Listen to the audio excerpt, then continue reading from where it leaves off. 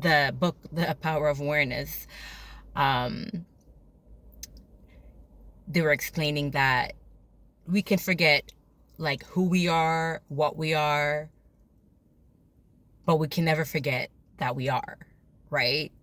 You always have that level of awareness, like that you're aware of like yourself. You may forget like how old you are, who you are, like your past or whatever, but you're never going to forget like you're still going to be aware of things like your surroundings, like your present environment and the things around you. Like you're going to be aware that you're alive, you are aware, you have an awareness of things. So at the present moment, but you might have forgotten like 2 seconds ago. You're not really concerned about later, but your awareness presently right now is like always going to be there. And he's saying that that's how it works. So he's tying everything together. So whenever you um allow your awareness to dwell on any concept or idea, that awareness takes on that form. It must take on that form because your awareness is the substance and the cause of the whole world, right? But your particular world, like what you experience in within your life, um, whether that awareness is regards to concepts, what you believe about yourself or others. And he's saying, and he was also saying, like, if somebody or a group of people don't act towards you the way that you would like them to, it's not their fault. It's basically the error on you believing that life is a certain way. So if you're constantly reacting or letting the evidence of your senses dictate like what you believe, then it's going to continue. That cycle, that vicious cycle is going to continue. But if you are experiencing some type of negativity in your life by others or as particular circumstances, and you keep on reaffirming that, then that's going to keep on happening. But if you choose to like be like, okay, this is happening now, but you know what, I'm going to choose to believe that I'm treated with love and respect, and I deserve love and respect. Everyone always treats me nicely. I'm the light of the world. I'm such a wonderful person to be around. People always treat me well. And you continue to believe that and to assume that, then what's going to happen is the world is going to start reflecting that. Because as I was saying before, the world is your consciousness pushed out. And whatever your awareness, your I am, puts in, whatever concepts or idea you put in, that consciousness or that awareness that is the substance and the cause of the whole world now starts to reflect that, starts to mirror that for you in your life, because there's nothing else that the outer world really has to create. It has nothing else to replicate within time and space, because your awareness and your consciousness again is outside of time and space. So it's gonna have a cause and effect, and that effect is going to be those people most likely are going to be removed from your life. They're going to just, for some reason, they're probably just going to, you're obviously probably not going to want to be around them anymore, but you're actually going to start making decisions and actions that you just really, your mind is made up. It's like, you know what, you're fed up, you don't want to be around these people anymore, or they're going to start treating you with love and respect, whereas they didn't before. For example, there was a particular lady who, she said her employer was unfair to her, never congratulated her for her work, and she, like throughout the day, she would always rehash like what took place, what her employer told her, and she would like have negative inner conversations about him, like probably bad mouthing him, saying how he's, probably saying all this negativity. But I think she had a meeting with Neville Goddard when he was live, and he explained to her the concepts of, the law of consciousness. And he told her, like, you need to reverse that. You need to start imagining him, like, praising you for your work and, like, thanking you for all your hard work, and just imagine scenes and scenarios and inner conversations in your imagination that reflect that throughout the day instead of what you were doing. And what happened was the situation reversed itself. The employer's attitude toward her changed. She started congratulating her for her work, proving that the outer world is your consciousness pushed out, and it has to reflect what you are playing out in your consciousness. Because if consciousness or awareness like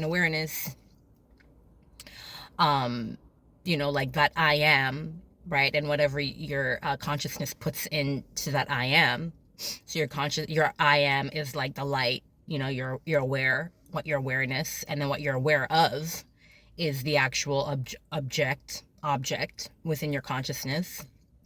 And when those two combine, when your awareness shines a light on that particular idea or thought, then when those two combine, it projects out into outer reality, right? So outer reality is actually a manifestation of your consciousness. They're not separate from one another. So outer reality doesn't dictate what you're going to think about, what you think, what you believe, unless you allow it.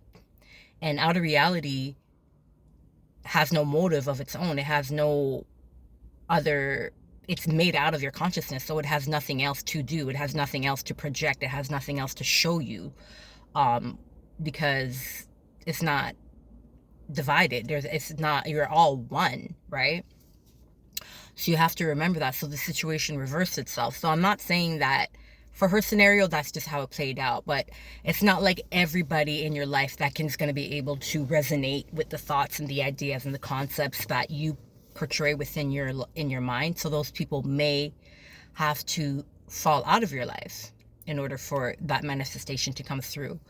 And we don't really have control over who, what, when, and all those things, right? Your greater mind has indirect access. Your greater mind knows who, what, when, and you just have to roll with it.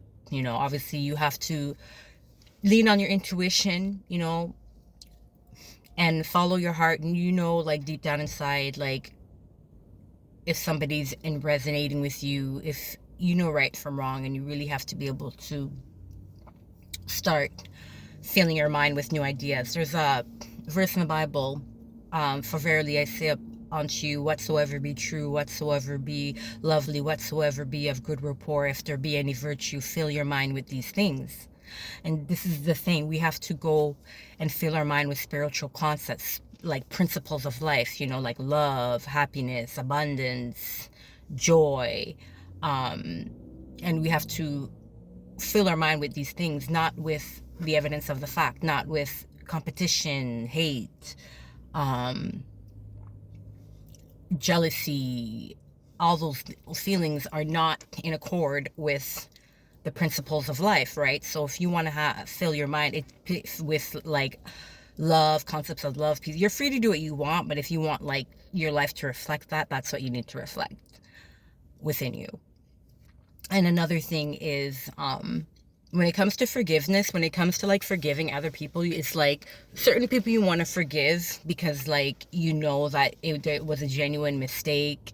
Like not everyone's perfect, but if it's like a pattern where that person is like, you forgive them and they continue to do things to antagonize you, to lower your self-esteem, and they're not treating you like the way that you should be treated, then you can forgive that person. But it's going to be like you forgive those feelings that they continuously make you feel, like the feelings of hate, the feelings of anger, the feelings of just a negative feeling. Those negative feelings that they draw out from you, that they drain you.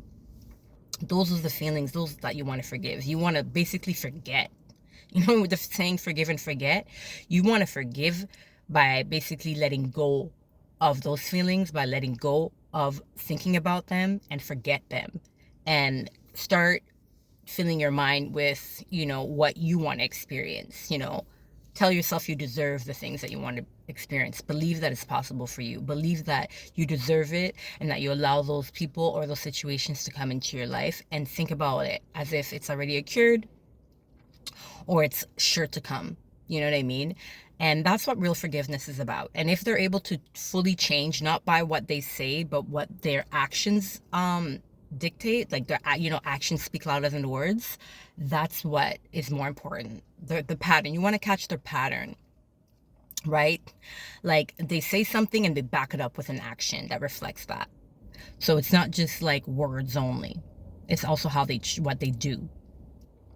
And if you're in a situation that you know is below you, then you need to figure out, you should get yourself out of that situation. Not even if it's below you, but it's not what you want, it's not what your heart desires, then you will never be happy. So you need to figure out what your true heart desires, and you need to focus on that. Don't let other people's expectation of what you should desire, or how you should act, and what you should do, and how you should be, and what you should settle for. Don't let other people limit you to what their expectations of you is, because it could be very small. Like they're trying to make you be in the lowest possible position within that family dynamic, or within that friend dynamic, and you know that you should be in a higher position because you deserve more, or you just want more for your life. And then that's what you need to go after, because you will always have a feeling of discomfort. You'll never feel whole. So you need to find out who you are, what you want out of life, and focus on those things. And you will get those things. So I'm going to leave you with that. Think about it. Like this video if you like it, and I'll be pushing out some more ideas for you. So I'll see you in the next one.